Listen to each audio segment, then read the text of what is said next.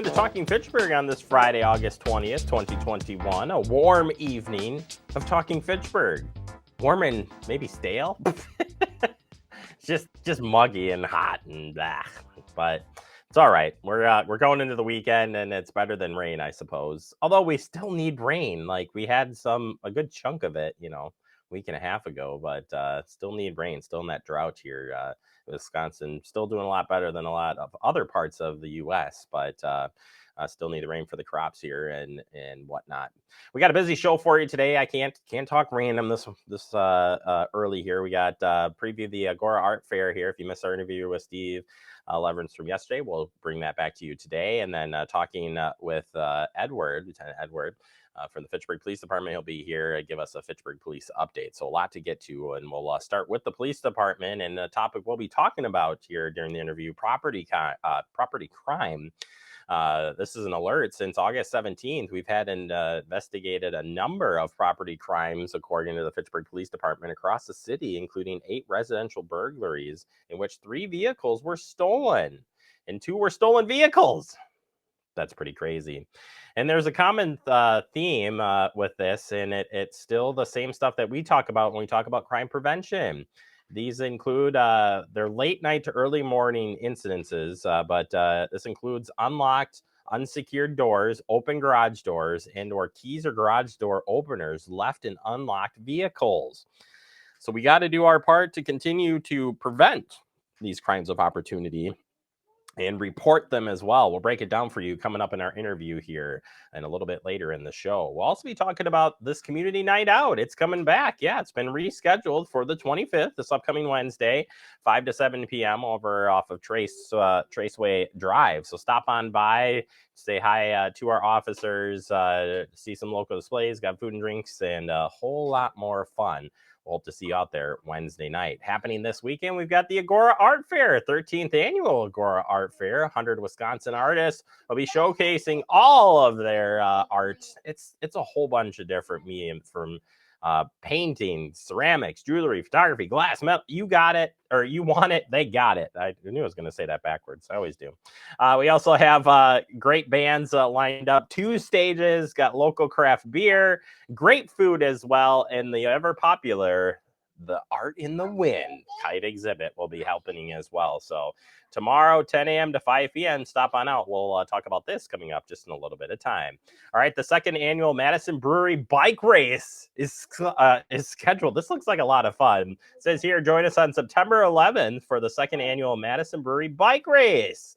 There is no March course. Just get from one brewery to the other. It's as easy as that, Andrew. You can take it fast. You can take it slow. This sounds like the bike ride for me. I'm just saying. Online registration closes 8 p.m. on September 10th. How does it work? Well, riders start their race at any time. It's any time between 11 a.m. and 4 p.m. You're going from Delta Beer Lab to Fitchburg Hop House, and then you go back to the Delta Beer Lab, and you try beer in between. The cost is $30 in advance, 35 day of the race. And what do you get? 3 beers and a nice bike ride. I just love it. It's very simple. And hopefully you can join in on that to great businesses here in the local area. All right, that does it for our headlines. Coming up next, we're going to preview the Agora Art Fair next right here on Talking Fitchburg.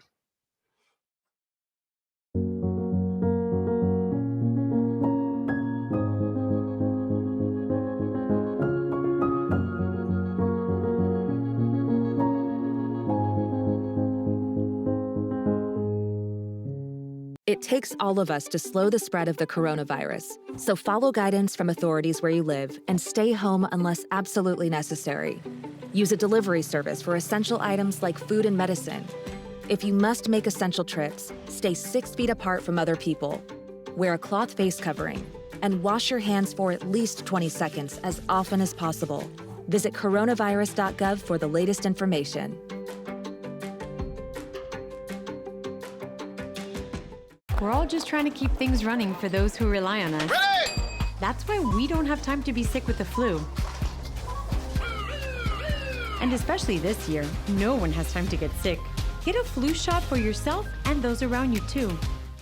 Welcome back into Talking Fitchburg. Joining you today from the Agora Art Fair, or Agora Center, my friend Steve Leverin. Steve, welcome back to the show. How are you doing? I'm doing great. How are you?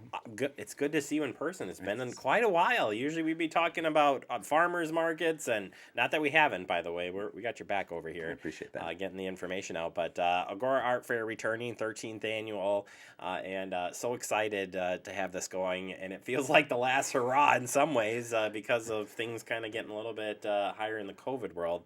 But this event is still on. It's going to be safe, and it's going to be fun. Yes, so we're just thrilled to be back after taking a year off. We went virtual last year, which had its own challenges, of course. Right.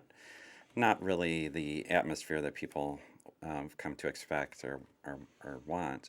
So we're just thrilled to be back this Saturday, and we've got a great lineup of artists and musicians and kite exhibits and just many things that will keep you outdoors, safe, with lots of things to do, to look at. Art for the senses, I call it. It's true. It really is. It's really set. And it's not just in the writing. Agora is a beautiful place, and you do the whole thing out there. You're doing a great job keeping that going. I know you're not out there. Maybe you are. I don't know. Maybe you're out there picking weeds and stuff. Once whatever. in a while. But it's such a great place to host an event, and it's fun to see the market as it is up and down the street. The music, the food, the drinks, all good stuff. Yeah. It just all kind of comes together and fits in that space. I think that's one of the things that sets us apart with both the market and the art fair, is that the setting of the prairie and the landscaping, and even the architecture of the building, really just lends itself so nicely to an art fair, and or really any event that's community focused. It's just really, we're lucky to have that.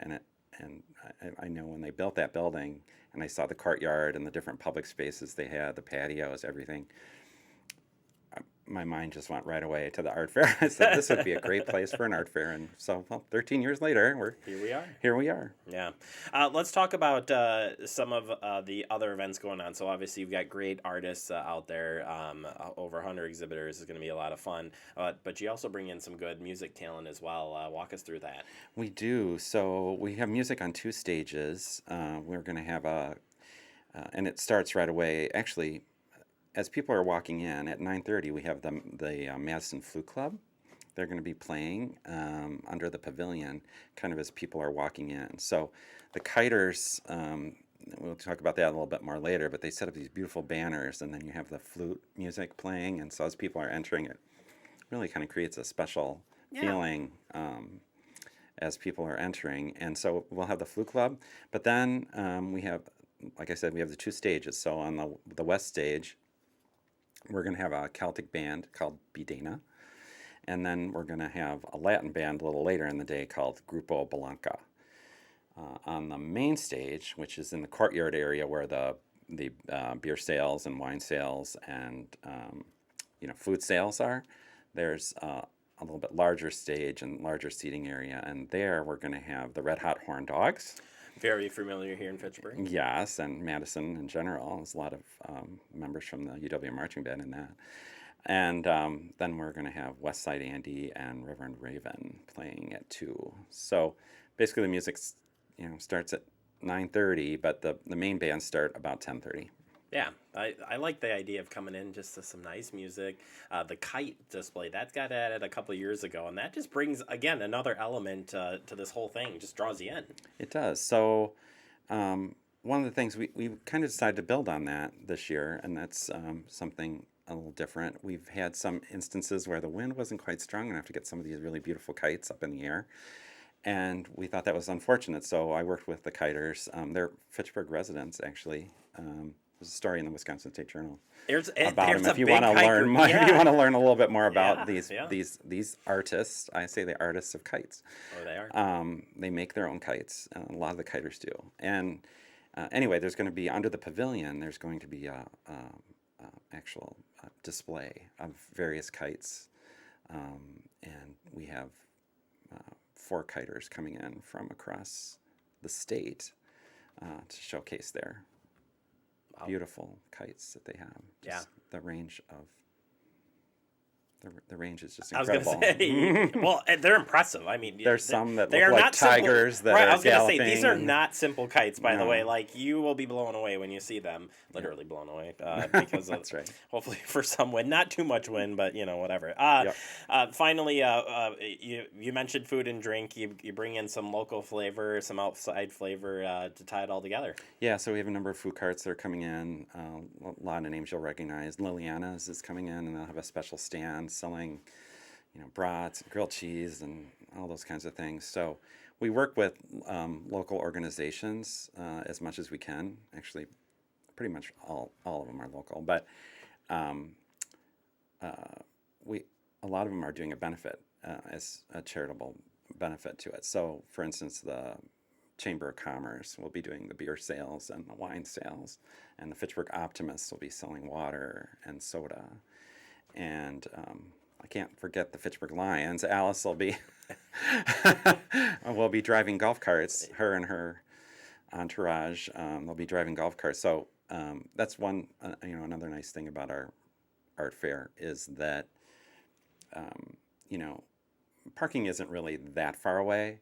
But if you do have a problem, or you want to get in a little closer, you need a little assistance, we have golf carts running all day long to bring you from the surrounding block area. There's a little bit of a minor hill if you're park up towards City Hall and stuff. So Yeah. it's easy coming down, but going back maybe after walking and enjoying everything. Well, at and the if you art fair. buy a bunch of art, maybe you need a little help. Yeah, I want you to help load that in my vehicle. That's right. Finally, this is a family affair. There is a kids component to this as well, and just another added bonus to what is already a great day. Yep. So besides just viewing the art, or viewing the music and different things like that, we do have interactive activities for people. And so there's a children's art yard where they have 3 different crafts that they can partake in.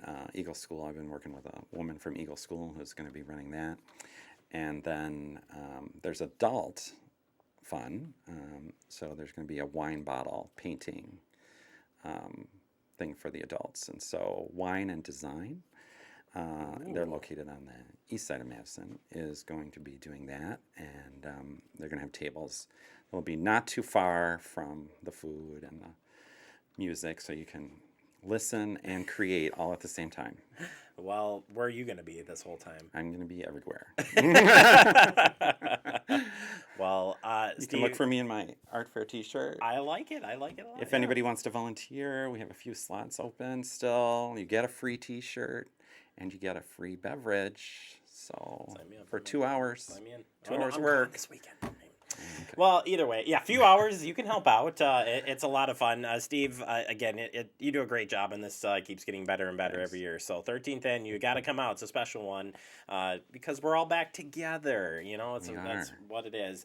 Just quickly on the safety front, for people that may have questions about safety going into this weekend, safety is a top priority for you. Yeah, I think it's one of those things that everybody has to do what's comfortable for them. So if they feel more comfortable wearing a mask indoors, or indoors you have to, right? So if you're using the restroom or the elevators, or going into some of the retail shops, you're going to have to wear your mask. But most of the event is outdoors, so you don't necessarily have to do it. But if you feel better wearing it, wear it.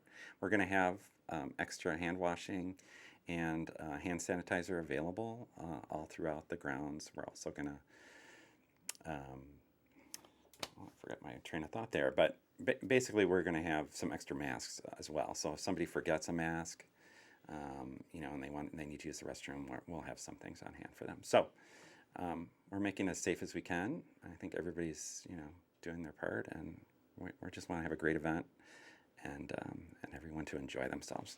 I was going to say, come out, relax. You can practice all the things that you need to be safe and, still have a great time this weekend. And a great weather lineup, too, for the weekend as well. So I think so. We're That pumped. sounds like the rain is going to be very early, and then it's going to clear up. So come on out.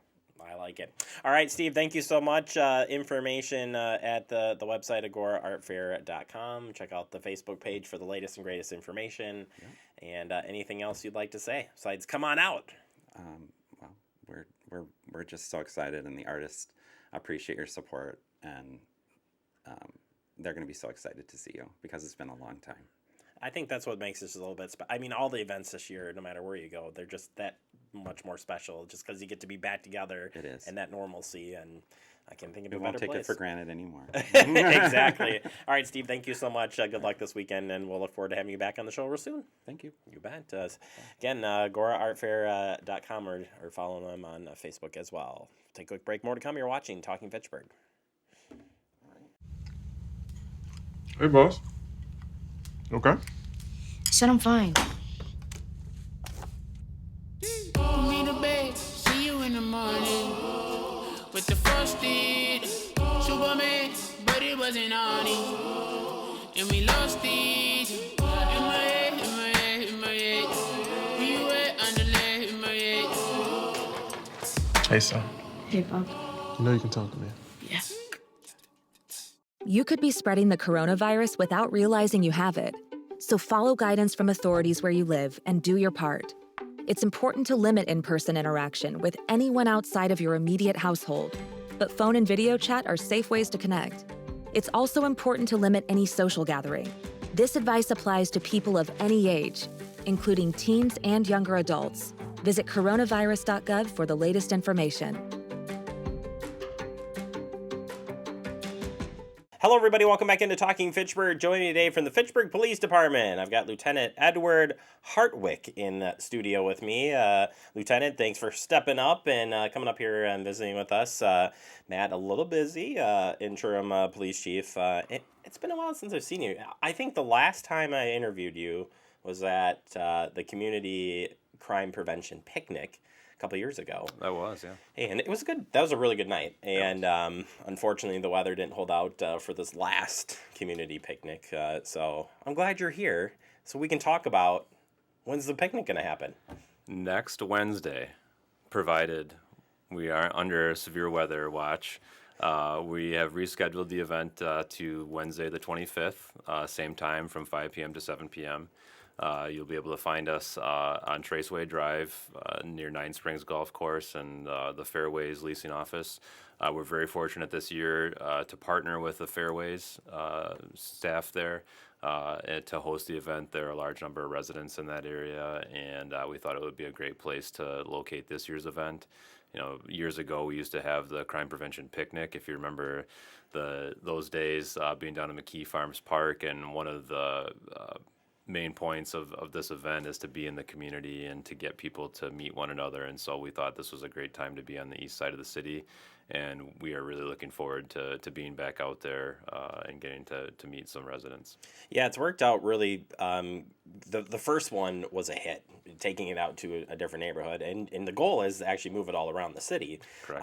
And why, you say it's good to get out there and see it, but really, that is the point of this event, to connect. And it's connecting in a different way, because you might be out there for calls or you may be passing, whatever the case may be, but why really getting in there and talking and seeing everybody come together? Why is that so important?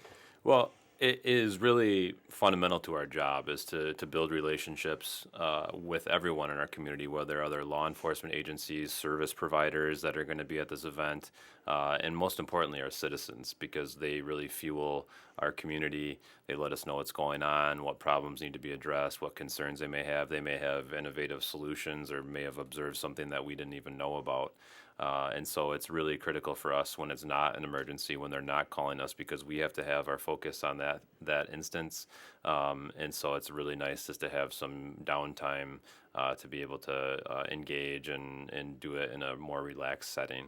And on top of it, too, with the impact that the pandemic has had just on our entire world, obviously, but our community and our focus of community policing, we really missed the opportunity last year to be out and to be a little more active. And so now unfortunately, now we're kind of in another yet cautious phase, but being outside, we're still fairly comfortable. with getting back to some community engagement. Yeah, well, I was just going to ask you how has COVID really impacted the community policing end of the job, because it can't be easy. It's you're breaking barriers no matter what it is, but when you add the mask piece in and just wanting to be around people, this got to be difficult. Yeah, it's hard to see a smile through a mask, and that's what we aim for, to get smiling both from our staff and from the community that we're interacting with, and it has definitely impacted our ability to reach out and connect. We want to be mindful of our safety and health, but we also don't want to be exposing others in our community to risk too. So we had to be very cautious last year with those types of events, and we've tried our best to be a little bit more proactive with that this year. So come on out, no agendas, no anything. Just come out, meet the officers, public safety, and just come together and have a good time. Yep, yeah, we're looking forward to it, and we hope to see you there. Fantastic. Well, we'll turn our attention. Tough transition here, but do want to update folks on other happenings in the department. Thefts and break-ins. We saw recently you guys had a post up on, again, more crime prevention piece. What do we have for an update currently? So unfortunately, in the last couple of days alone, we've taken 7 new burglary reports, and those reports have occurred in a couple different neighborhoods. And there continues to be the common thread. Most of these do involve either open garage doors or unlocked car doors. We have also seen some instances where maybe an unsecured patio door may have been involved as well. But again, these are happening really all hours of the night and early morning. And unfortunately, by the time one car is stolen, it then allows the individuals involved to commit even more crimes, because they're able to get through a neighborhood in a matter of seconds, try doors. And so we are working very diligently with other law enforcement agencies. Unfortunately, with the proliferation of home video surveillance, Ring doorbells, and those types of technology out there, we're able to get some pretty good images and start to identify some folks. So we are really trying to focus on some proactive contacts with our residents to inform them that their garage door is open. The last thing that we want to do is be waking someone up at 1 o'clock in the morning with a police officer and a flashlight standing at your front door, but we would much rather do that and kind of shock someone, for lack of a better term, and tell them that their garage door is open, then come at 5 o'clock in the morning or 7 o'clock in the morning when they're heading out to work and find that their car is gone. And the most alarming thing about this trend is that the individuals involved are going into people's homes while people are sleeping in the middle of the night and looking for car keys. So it's vitally important that folks are closing their garage door and also locking that door between their garage and their home. That will stop a lot of this from occurring. And other people from being victimized. 2 points here. First off, see something, say something. How important is it to report and finding that fine line of reporting suspicious activity, but really how important is it to share that information? Really, I mean, there are people who just don't think about it maybe, or afraid to, or whatever the case may be, but it's got to be part of this whole crime prevention piece. Yeah, we all have a role in this. This is a team. Crime prevention and producing a safe community is a team sport. We all have a role. Everyone on a team has a role, and reporting is one of the real first steps in this, outside of the prevention measures. And we can't follow up on things. We can't locate the video evidence that I referenced unless we know about these things. So even if your car was gone through and nothing was taken, we may then be able to find video surveillance from a neighbor. If we know the time frame, perhaps, we can find video surveillance that then we can connect to other crimes. So those pieces of information are all critical. We also use that information to inform how we're deploying our officers during the overnight hours to spend extra time in certain neighborhoods. And unfortunately, we find that there is repeat victimization of neighborhoods because the individuals in these instances are recognizing that there are soft or easy targets in particular neighborhoods. And sometimes a garage door opener may be taken. A resident might not notice it right away. And then a couple days later, their home is being burglarized because those people have access to their home with a garage door opener. And that would be my second point is if you were going to pick 5 things to say in the prevention area here, what would it be? You've mentioned a couple already, but if you were going to say, you know what, start with this. Well, number one, this is a little untraditional here as far as a recommendation, but conduct a key audit of all the keys that unlock your car and your home. Account for them all the time, and always take those keys out of your car. Never leave your keys in your car, even if it's in your garage with the garage door closed. After you do that, if you park your cars outside, remove your garage door opener. I know it might be an inconvenience, but again, we understand that oversights happen. Sometimes the lock doesn't engage for whatever reason, and now your car is unlocked with a garage door opener in there, and now you're taking for granted that your garage door is closed, your house is secured. So that's another way in the door. And then my biggest piece of advice always, if something has a lock, use it.